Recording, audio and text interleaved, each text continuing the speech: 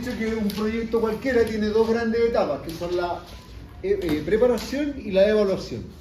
Y en la parte de preparación y evaluación lo que hacemos es obtener o crear la información. ¿Sobre qué? Sobre las inversiones, los ingresos, los gastos, ¿no es cierto? Y a partir de eso los beneficios que puede obtener el proyecto evaluados a través de la construcción de flujos de caja. Entonces, en un flujo de caja ponemos lo que son ingresos, ponemos lo que son gastos. Eso se hace en la parte de preparación y formulación del proyecto. Y una vez construidos los flujos de caja, se procede a la evaluación. Y la evaluación significa medir básicamente tres elementos. La rentabilidad del proyecto puro, es decir, si el proyecto, independientemente de su fuente de financiamiento, es rentable o no. Implica medir la rentabilidad de los recursos propios, saber si es que si yo no tengo el 100% del capital para hacer la inversión, con lo que yo tenga que conseguirme adicional y por lo tanto pagar intereses más el préstamo de lo que estoy pidiendo, todavía sigue siendo rentable para mis recursos, para la plata que yo tengo para invertir. Y lo tercero que había que evaluar era la capacidad de pago del proyecto. Y eso significaba medir en el flujo de caja si es que los ingresos de todos los periodos iban a ser suficientes para pagar los gastos de todos los periodos en el momento en que se genera. Es decir, si yo necesito 1000 en enero, tengo los 1000 en enero. Si necesito 2000 en febrero, tengo los 2000 en febrero, o me va a faltar y voy a tener que poner un capital de trabajo adicional. Eso es evaluar la capacidad de pago del proyecto. ¿Ya? Dentro de lo que es el análisis dice cuantitativo ahí, pero debería ser cualitativo. Ahí me condoré. Revisar si hay variables que no puedo medir y que efectivamente puedan estar afectando el desarrollo del proyecto. Por ejemplo, algunos temas legales, algunos temas de a lo mejor imposibilidad de tener acceso a alguna fuente de materia prima o algo que no lo pueda transformar necesariamente en un número y que haga que el proyecto se me haga poco rentable. Y lo tercero tenía que ver con la sensibilización del proyecto. Quiero que era analizar la sensibilidad.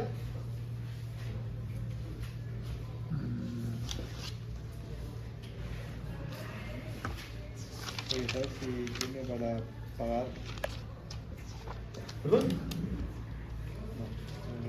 Decíamos que analizar la sensibilidad del proyecto significa evaluar en qué momento el proyecto deja de ser rentable cuando cambian algunas condiciones. Supongamos que yo tengo un proyecto que requiere una inversión de $100.000. El precio del producto que voy a vender va a ser de $5. La cantidad que voy a vender va a ser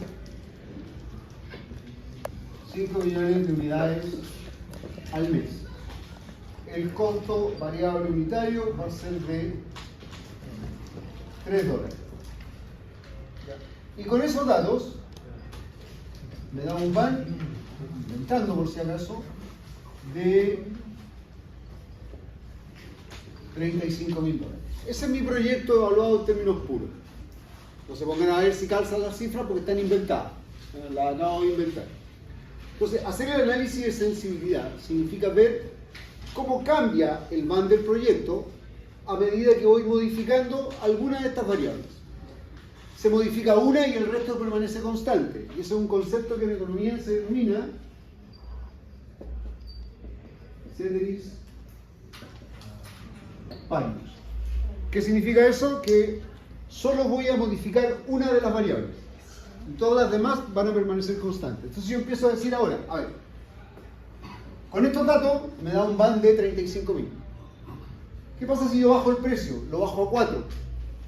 Calculo el van de nuevo. Supongamos que el van a 4 pesos me dio 5.000. Bajó el precio, bajó la rentabilidad del proyecto. Vuelvo a probar y digo, ahora voy a calcularlo a un van de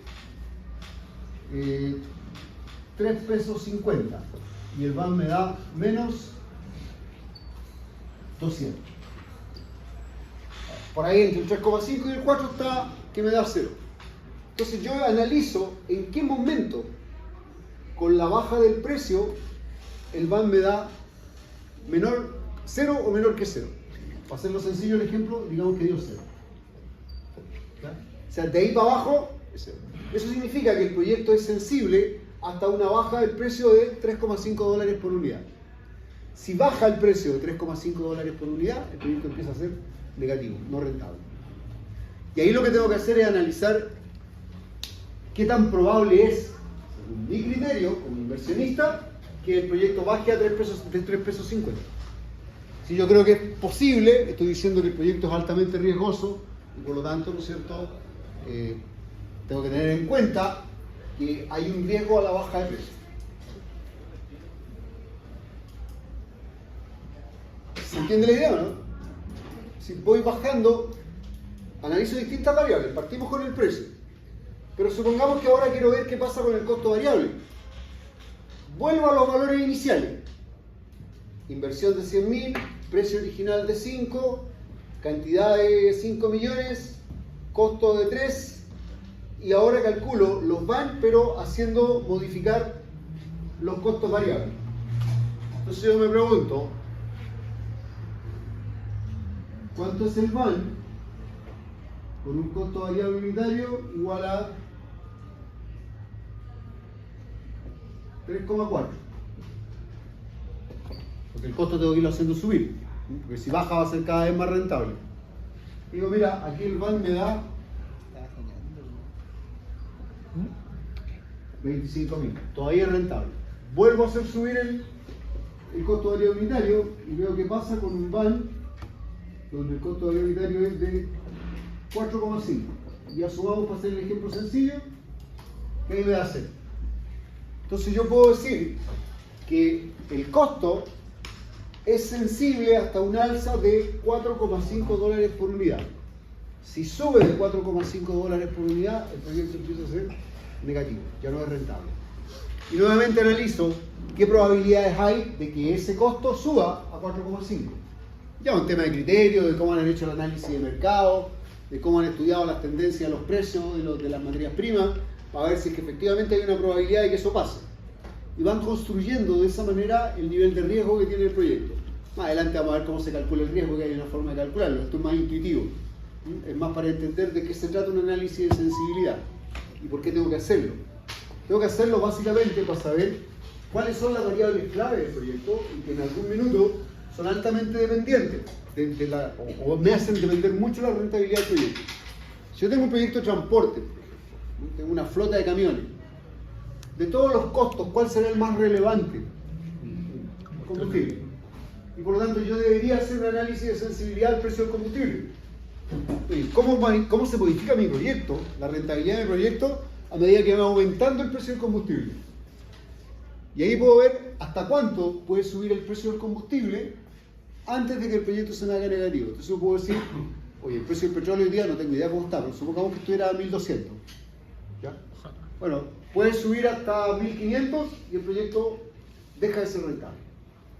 Y analizo, ¿qué probabilidades hay de que aquí, a un año más, el precio del petróleo llegue a 1.500? Si digo que es alta, mi proyecto es altamente riesgoso. Acuérdense que varío solo el costo. Pues yo podría decir, oye, pero es que si el costo del petróleo sube, yo puedo subir el precio. Pero eso es jugar sucio, porque yo no sabría en qué momento se me equilibra el caso. Entonces solo tengo que modificar una variable. Por eso el concepto es ceteris paribus. Yo modifico una variable y todas las demás las considero con su valor original. ¿Se entiende la idea de lo que es un análisis de sensibilidad? Ya. Paralelo a eso, decíamos que había que estudiar todas las viabilidades que podían haber en un proyecto. Y ahí hablábamos de la viabilidad de mercado, pero lo vimos en una listita que era... Eso es lo que resume un poco la lista de... Entonces, habíamos hablado de que teníamos que analizar la viabilidad comercial. ¿Qué significaba la viabilidad comercial? Más allá de lo que dice ahí. ¿Cuánto se puede vender? Es decir, la demanda. La demanda. Definir si hay demanda o no por el proyecto o por la idea de negocio que tengo. Y ahí puede darse que tenga mucha demanda o que esté segmentada en pequeños bolsones, ¿no es cierto? Y es lo más lógico.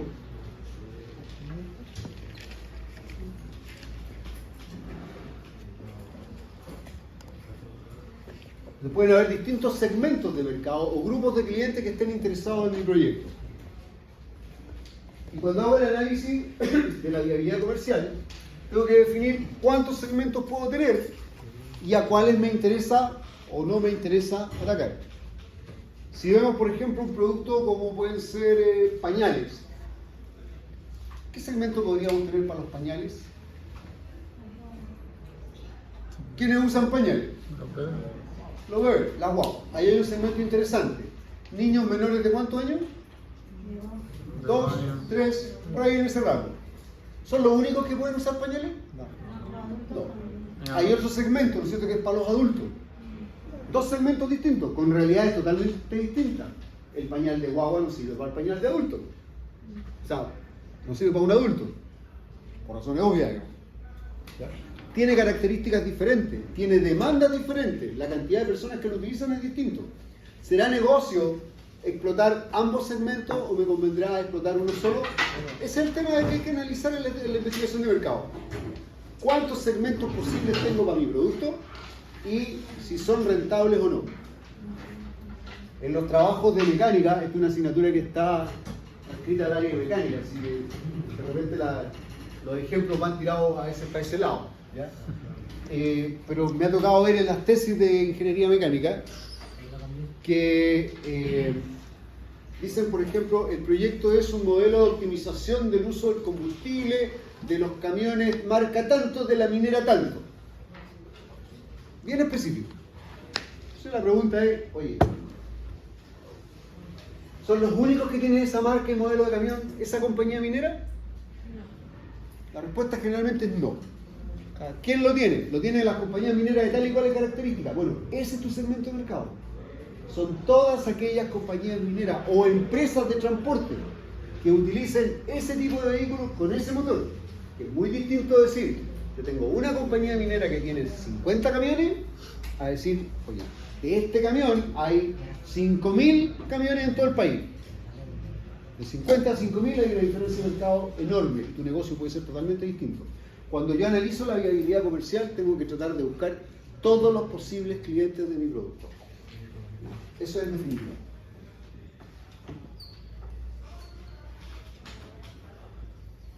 Y todos los posibles clientes de mi producto se llama mercado potencial.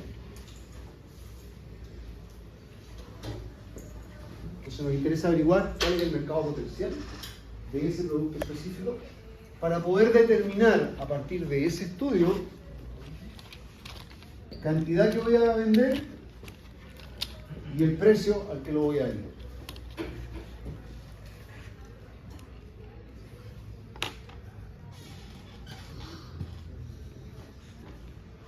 Como ya habíamos analizado en algún momento, la cantidad que yo voy a vender de un producto va a depender directamente del precio que yo le fije.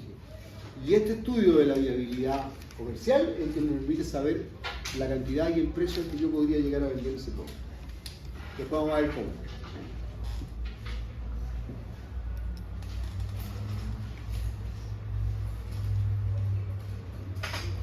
Si nos digo viable comercialmente, lo siguiente es hacer el estudio técnico. Y el estudio técnico tiene que ver con analizar si tenemos acceso a la tecnología. Primero, si existe la tecnología para poder desarrollar el proyecto. Y segundo, si tenemos acceso a ella. Porque de repente podemos decir, mira, está la tecnología, quiero hacer computadores, ¿no? Quiero armar computadores, y para eso tengo todos los componentes que necesito. Pero hay un componente que es el procesador, que no lo tengo. Y que su proveedor es único y tiene contrato con los actuales fabricantes de computadores y no tiene capacidad para producir más. Existe la tecnología, pero no tengo acceso a ella. Y eso me invalida automáticamente la viabilidad del proyecto. No es solo que exista la tecnología, sino que yo tenga la posibilidad de acceder a ella y poder comprar esa tecnología o usarla. Y eso requiere también de un estudio técnico, obviamente, donde el objetivo es llegar a determinar cuáles son los costos, la inversión en tecnología y los gastos operativos de la tecnología.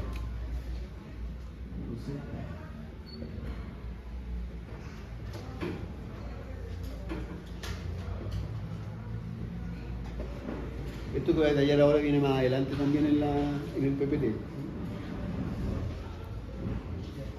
¿Definió Hans?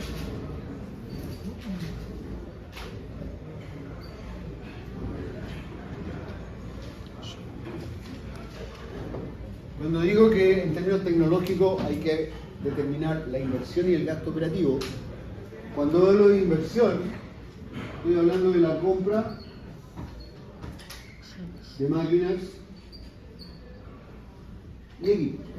Tengo que comprar una máquina, tengo que instalar un equipo, hacer alguna planta procesadora o lo que sea. Y cuando estoy hablando de gasto operativo es cuánto cuesta mantenerla funcionando. Eso significa probablemente algún combustible, lubricante, mantenciones, personal, máquinas y equipos.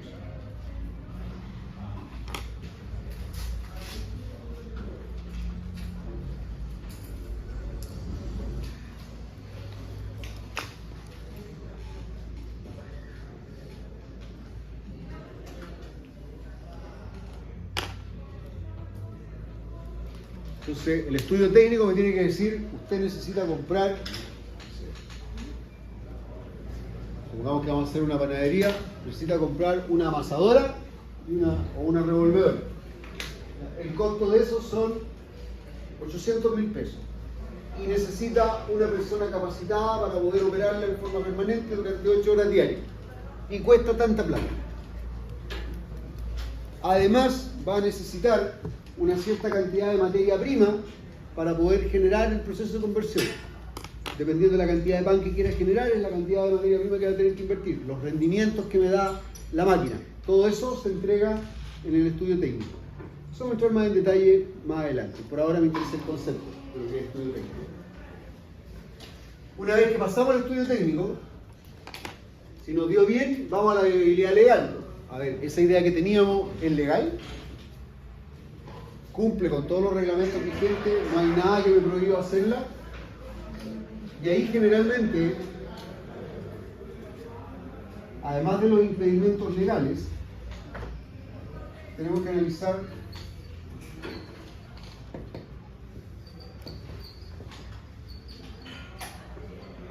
la legislación tributaria, es decir, los impuestos que paga. Ahí sale legal. Sí. La legislación laboral, de tal manera que cumpla con la legislación laboral, no debe ser cosa que diga, mira, voy a contratar a una persona, la voy a tener trabajando 44 horas y le voy a pagar 200 lucas. No, no voy. No es real. Tiene que cumplir con la normativa legal vigente, si no el proyecto automáticamente no sirve. Tengo que pagar impuestos. ¿Qué impuestos paga? Bueno, el 99% de las cosas paga IVA. Pero hay un porcentaje que paga algunos impuestos específicos, como el combustible, ¿ya? O los alcoholes, o los tabacos. El alcohol puede llegar a pagar, o sea, hasta un 50% más el 19% del IVA, es decir, un 69% sobre el valor neto. Y es, si no sabes el impuesto que paga el producto o servicio que vas a prestar, lo más probable es que fijes mal el precio. Oye, esto me cuesta 100. Ah, y pago el IVA 119, mi costo con IVA incluido es 119. Mentira. Tu costo es de 169. Con IVA incluido. Por esa razón los licores, por ejemplo, son más baratos en Tacna. Porque en Tacna está en zona franca. Y en lugar de pagar el 69% que pagamos en Chile, aquí en zona franca extensión, pagan un 6% de impuestos de desaduanamiento. Por lo tanto, el costo de allá es 106 contra 169, solo por concepto de impuestos. Por esa razón son más baratos. Solo por un tema impositivo. Los cigarros es distinto, los cigarros son más baratos porque son contrabando. Ahí no hay diferencia de impuestos, hay contrabando de frente.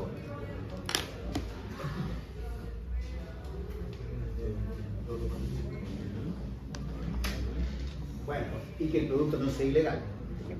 De repente hay prohibición de producir o fabricar ciertas cosas, ya sea por razones de salud o por porque son productos prohibidos. Se nos dio la viabilidad legal y ahí luego hay que analizar lo que se denomina la viabilidad de gestión, que es la capacidad real de poder administrar un proyecto. Pudiera ser que para un proyecto específico necesitáramos capacidades que no tenemos, capacidades administrativas, profesionales que no están a disposición o que son demasiado caros en algún momento determinado y que para la realidad del proyecto no se justifica contratarlo, ¿ya? Porque de frente no existen en el país. Puede darse que necesitemos algún tipo profesional que no está dentro de la realidad nacional. Si aprobamos esa viabilidad de gestión, tenemos que analizar o ver la posibilidad de un estudio de impacto ambiental. ¿Cumple el proyecto con las normativas del medio ambiente? ¿Ya? ¿Nos entrega o nos exige este proyecto alguna declaración de impacto ambiental o un estudio de impacto ambiental? Que son, si hablamos de un estudio de impacto ambiental, puede ser bastante carito y largo de realizar y que pudiera en algunos casos tirar para atrás un proyecto que pudiera económicamente ser muy exitoso. Pero si no cumple con la normativa medioambiental, no se puede hacer o encarece demasiado la inversión para los costos de mitigación del impacto que pudiera tener. Entonces la ley te puede obligar a, no sé, construir un parque, alguna cosa que sea demasiado onerosa para lo que es la realidad del proyecto y tendrías que desechar. Y finalmente, si pasaste todas las demás viabilidades, la viabilidad financiera o económica.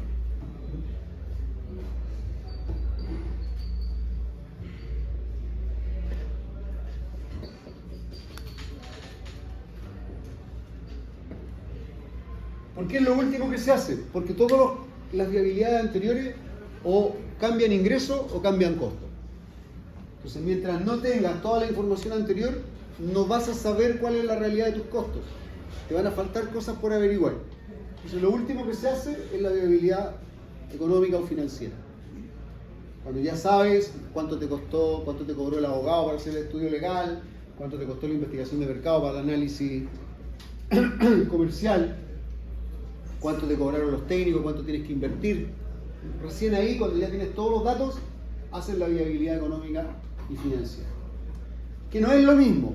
El estudio económico no es lo mismo que el estudio financiero. ¿Cuál es la diferencia? En lo económico, todos los gastos y costos se asignan en el mes en que se generan.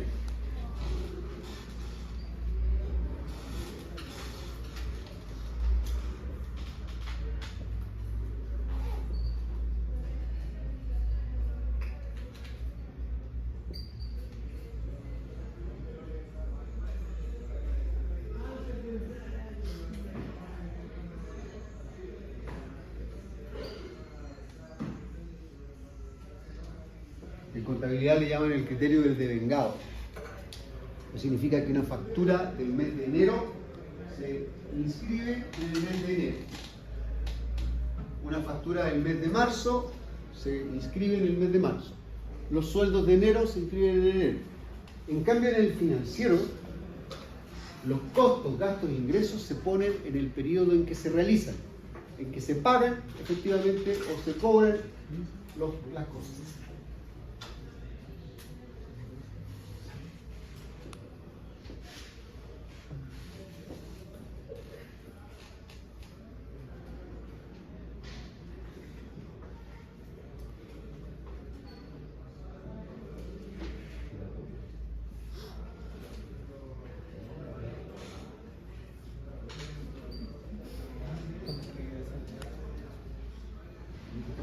Que también.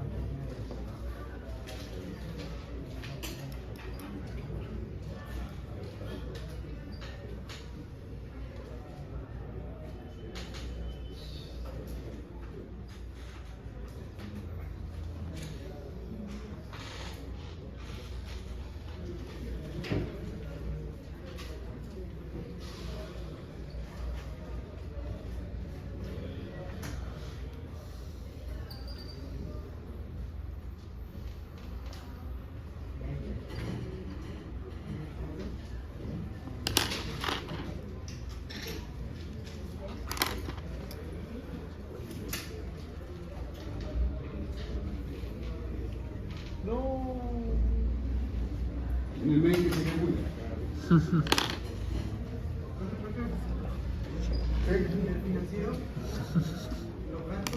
¿Costos e ingresos? Los gastos, ingresos y costos se anotan en el mes por el periodo en que se ejecuta. Esto lo estoy haciendo de manera de ejemplo, ¿no?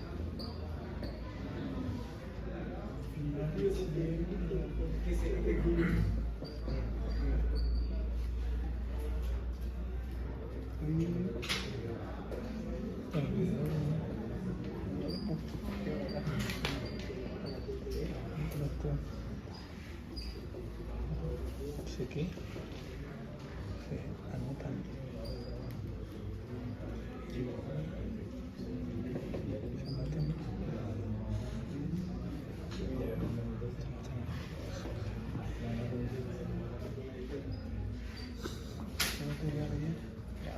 Este es el presupuesto económico. Se supone que vendí 1000, gasté 800, me quedaron 200 en el mes de enero. En el mes de febrero vendí 2000, gasté 1200, me quedaron 800. En el mes de marzo vendí 3000, gasté 1500, me quedaron 1500. Todos los gastos e ingresos se contabilizan en el mes que se produjeron. Hice la factura de 1000. Hice los gastos, recibí facturas para pagar por 800, con fecha de enero, los contabilizo en enero. Pero en el financiero los pongo en el momento en que el pago o el ingreso se realiza. Estoy suponiendo acá, para efectos del ejemplo, que se vende a 30 días. Eso significa que esta empresa en el mes de enero, suponiendo que no tuviera ventas anteriores, va a vender, o vamos a considerar en el financiero, 0, porque vende todo a 30 días. Entonces, la cobranza de enero la va a recibir en febrero.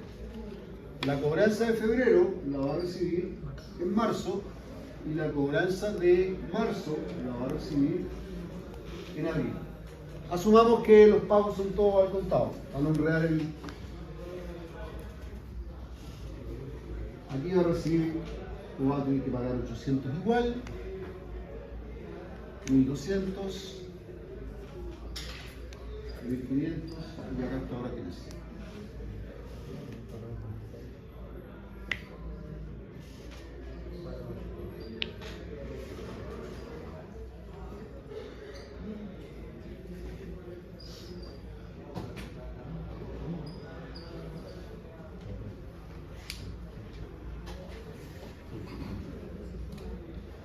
Si ustedes suben esto, 1000 más 1500 son 2500. 1000 menos 1000.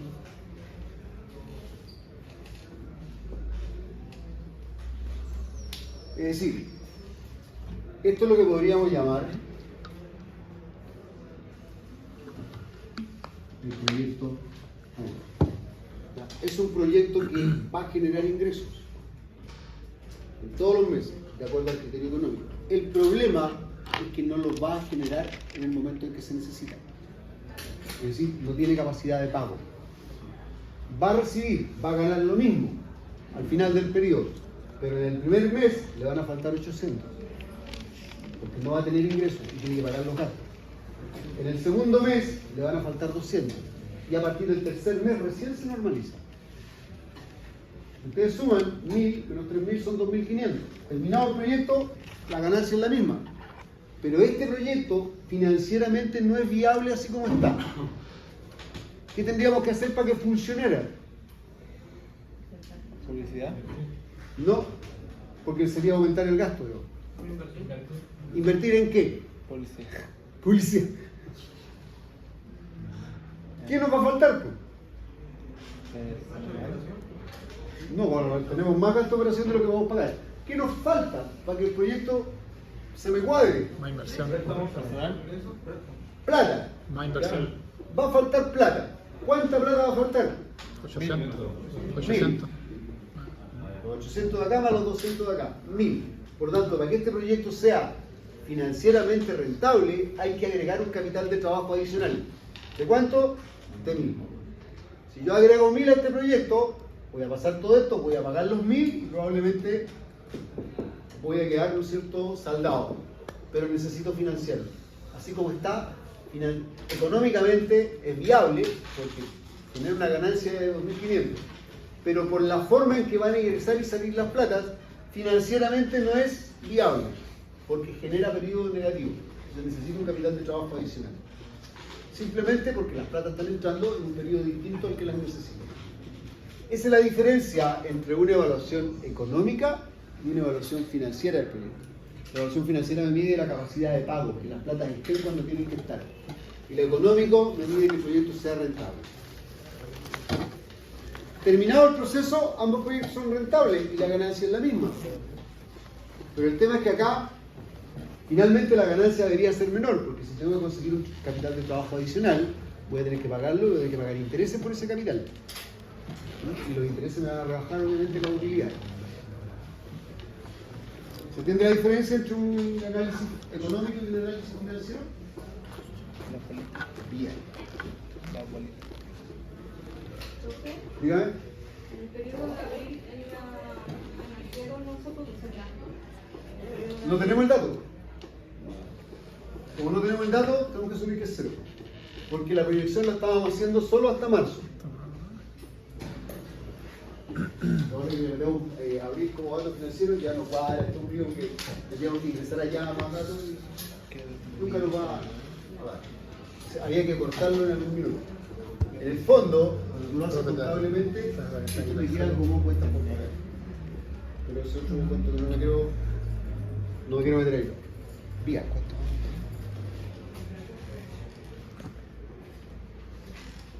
Vamos a tener que plantear para cualquier proyecto que hagamos los objetivos. 32.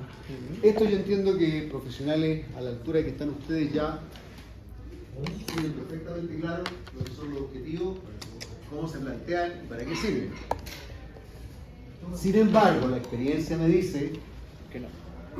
que incluso en las tesis de finales de grado hay problemas con el planteamiento de objetivos. Y en un proyecto, ya, ¿Qué pasó? ¿Qué pasó?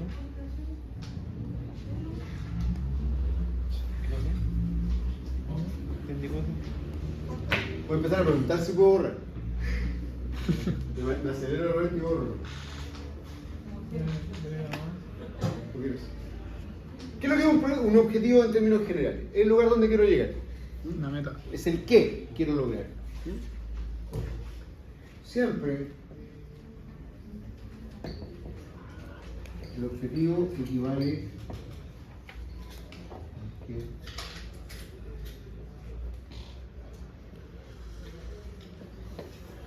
Y ese qué quiero lograr, para que funcione, tiene que cumplir con ciertas condiciones. ¿Ya? Y dentro de las condiciones están estas 6 que son fundamentales. Cualquiera de estas 6 condiciones que no se cumplen, el objetivo está mal. Mal planteado. La primera es que tiene que ser redactado en términos de un verbo en infinitivo. La primera palabra tiene que ser un verbo, uno solo, nunca dos. Un solo verbo en infinitivo. Ahí puse por si no se acordaba, los verbos en infinitivo son los que terminan en ar, er o ir. Obtener, alcanzar, conseguir, lograr, retener, todos esos son verbos. ¿Ya? Tiene que un objetivo bien planteado necesariamente partir con una de esas palabras. ¿Sí? Vale. La segunda condición es que deben ser medibles o cuantificables o verificables, cualquiera de las 3 cosas, y o. Significa que si yo el objetivo no lo puedo medir o no lo puedo verificar, no me sirve. Cada vez que tenga un objetivo, tengo que tener la posibilidad de comprobar, ya sea cualitativa o cuantitativamente, si ese objetivo se logró o no. Si no tengo posibilidad de verificarlo, comprobarlo o medirlo, no tiene sentido plantearse un objetivo. La tercera cosa es que tienen que ser claramente definidos. Son objetivos, son independientes de la persona que los lee o lo escucha. Todos tenemos que entender exactamente lo mismo cuando nos leen o cuando escuchamos un objetivo. ¿Puedo borrar el cuadro allá? Sí, por favor.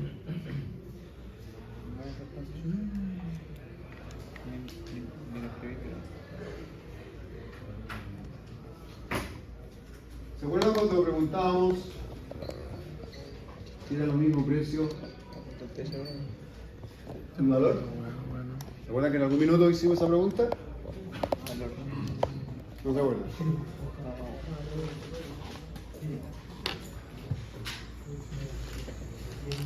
Decíamos que el precio era objetivo. A todo esto, ¿es lo mismo precio o valor? No. No, quedamos claros. Y el valor es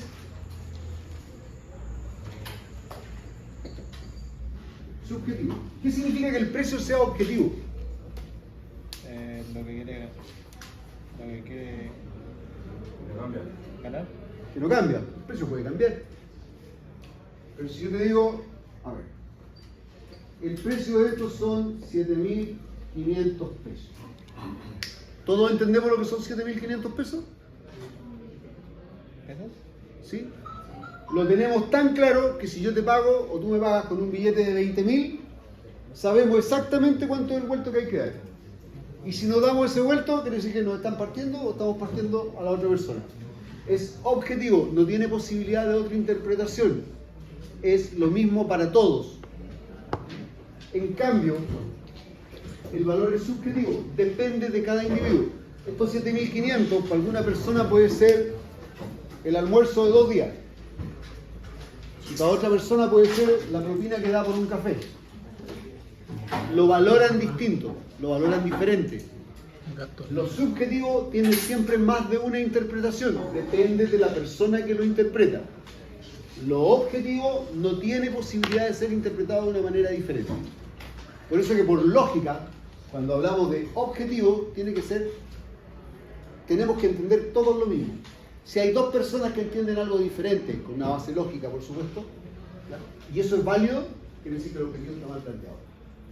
Si yo le dijera, por ejemplo, el objetivo de esta asignatura es aprobarla con la mayor nota que pueda. Si un alumno me dice eso, ¿está bien planteado? No. ¿Por qué?